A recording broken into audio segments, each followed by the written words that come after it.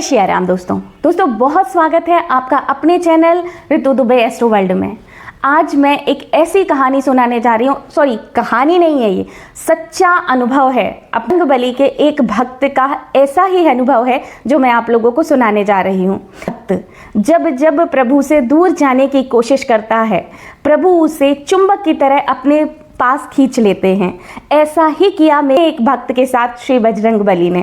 जी हाँ दोस्तों, मैं ये सच्ची घटना सुना रही हूँ। मेरे ही एक मित्र ने मुझे ये स्टोरी लिख भेजी है और मैं आप लोगों के साथ भी ये स्टोरी को शेयर करूंगी, क्योंकि जब भी हम भगवान से दूर जाने लगते हैं या हमें ऐसा लगता है कि भगवान की पूजा पाठ, भगवान से दूर जाने से कोई दिक्कत नहीं होगी, कोई परेशानी नहीं होती, क्योंकि भगवान एक बार आपका अगर हाथ पकड़ लेते हैं तो दोबारा आपको वापस जाने ही नहीं देते हैं। तो ऐसा ही किया उन्होंने अपने इस भक्त के साथ। मेरा ही एक दोस्त सचिन की स्टोरी बता रही हूँ। मध्य प्रदेश का निवासी, बड़े अच्छे से बजरंगबली का भक्त था, लेकिन बीच बीच में उसके साथ हमेशा ऐसा हुआ करता था कि वो जो पूजा पाठ करता था, सुंदरकांड करता था, रामायण का पाठ करता था, श्री हनुमान चालीसा का पाठ करता था, बीच बीच में वह ऐसे दोस्तों की संगति में आ जाता था या उसका मन ऐसा विचलित हो जाता था कि वो पूजा पाठ छोड़ देता था। ऐसा ही किया था उसने कि 1 महीने से ना वो सुंदरकांड का पाठ कर रहा था, ना हनुमान चालीसा का पाठ कर रहा था। तो प्रभु ने भी सोचा कि इस भक्त को अपनी तरफ कैसे खींचा जाए। तो वह अपने जो उसका नेटिव प्लेस था उस जगह से कम 100 किलोमीटर दूर वह काम किया करता था। अचानक उसको खबर मिली सुबह सुबह अपने पापा के फोन के जरिए कि उसका जो बड़ा भाई है उसको पुलिस पकड़ के ले गई है। अब वह जो सचिन था एकदम से अपने बड़े भाई से अति प्रेम किया करता था। तो अचानक से जब उसने अपने पापा के मुख से यह बात सुनी, उनके पापा बहुत दुखी मन से उसको बुला रहे थे कि बेटा आप आ जाओ और अपने भाई के लिए कुछ करना है। वह व्यक्ति रात में 2 बजे बाइक से निकला और बाइक से 100 किलोमीटर दूर अपने घर पे आया, जहां उसने अपने पापा से बात की। पापा के आंख से आंसू गिरने लगे कि तेरा जो बड़ा भाई है वह पुलिस कस्टडी में पहुंच चुका है।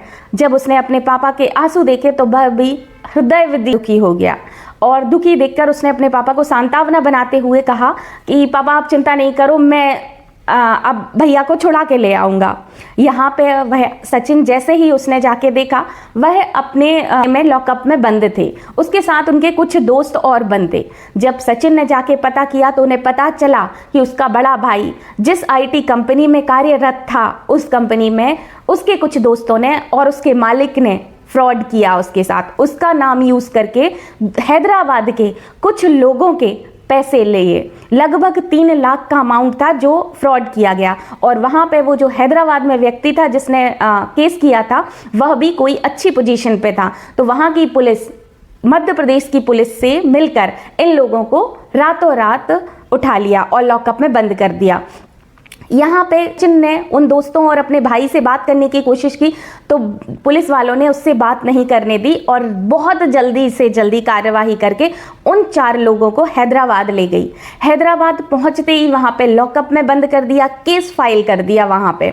अब यहाँ पे सचिन इतना दुखी था और सचिन के घर वाले, उनकी जो वाइफ थी जो लॉकअप में बंद थे, उनकी वाइफ प्रेग्नेंट थी और प्रेग्नेंट होने के साथ साथ इतना दुख झेलना उनके लिए सही नहीं था।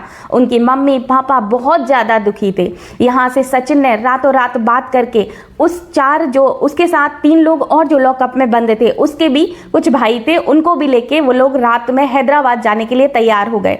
यहाँ पे उसकी भाभी ने बहुत होके उसको हनुमान जी का एक मंत्र दिया कि देखो भैया आप इस मंत्र का जाप करते जाना, हनुमान जी आपके साथ रहेंगे।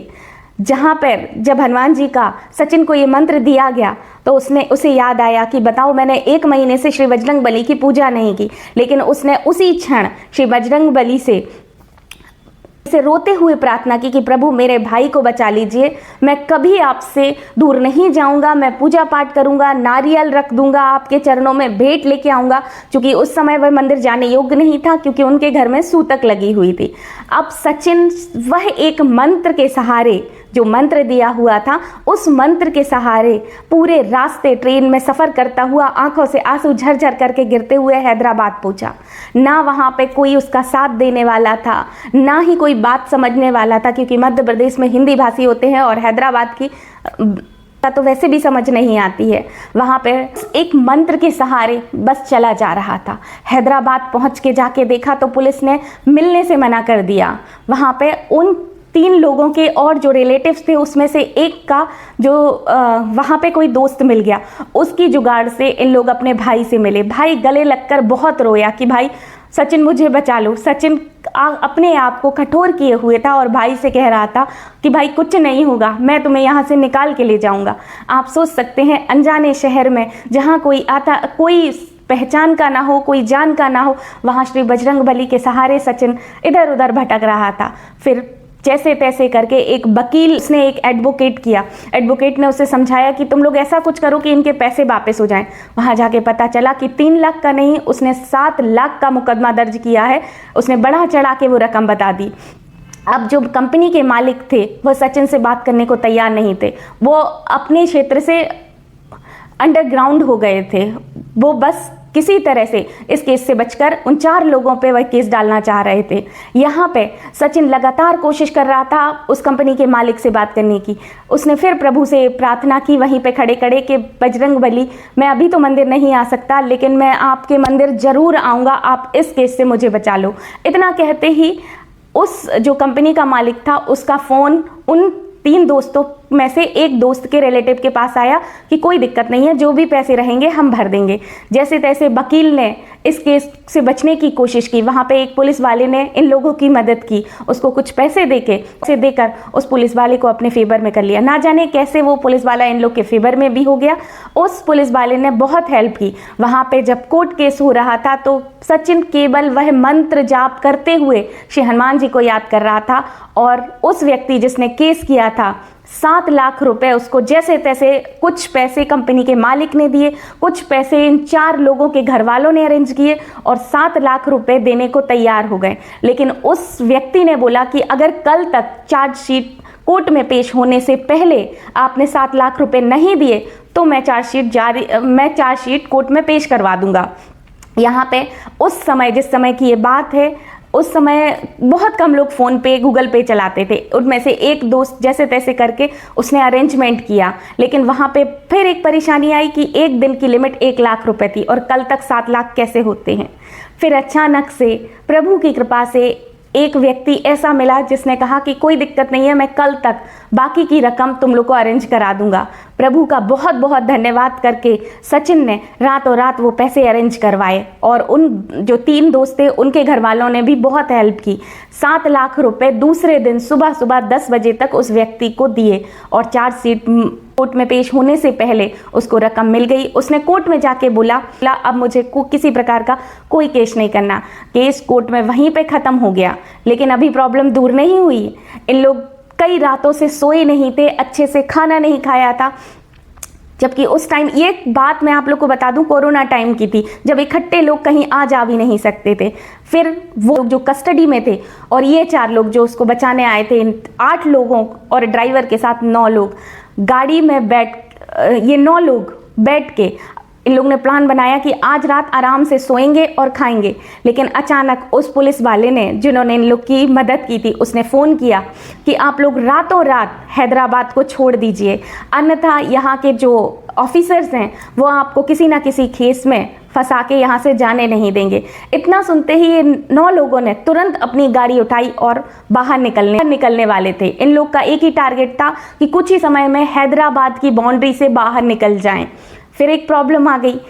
पुलिस ने वहाँ पे पकड़ लिया कि भाई कोरोना का समय चल रहा है, आप 9 लोग एक साथ कहाँ जा रहे हैं। प्रभु को फिर सचिन ने बहुत तेजी से याद किया कि प्रभु सहायता करो, मुझे बचा लो।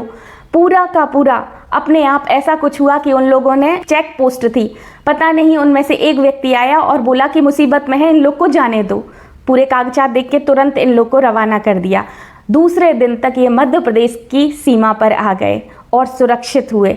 सचिन ने दूसरे दिन घर जाके श्री हनुमान जी के मंदिर में जाके नारियल चढ़ाया और उन्हें बहुत बहुत धन्यवाद दिया। दोस्तों, जब सचिन मुझे ये कहानी सुना रहा था तो उसका एक ही जवाब था कि मुझे नहीं पता कि ये सारी चीज़ें कैसे पुलिस वाले ने मेरी मदद की, पता नहीं कैसे वो व्यक्ति आया जिसने पैसे अरेंजमेंट करवाए, चेक पोस्ट पे बिना चेकिंग के लोगों ने मुझे जाने दिया। ये सारी की सारी कृपा श्री बजरंग बली की थी। और इतना सुनाते सुनाते सुनाते सचिन मेरे सामने ही रो दिया।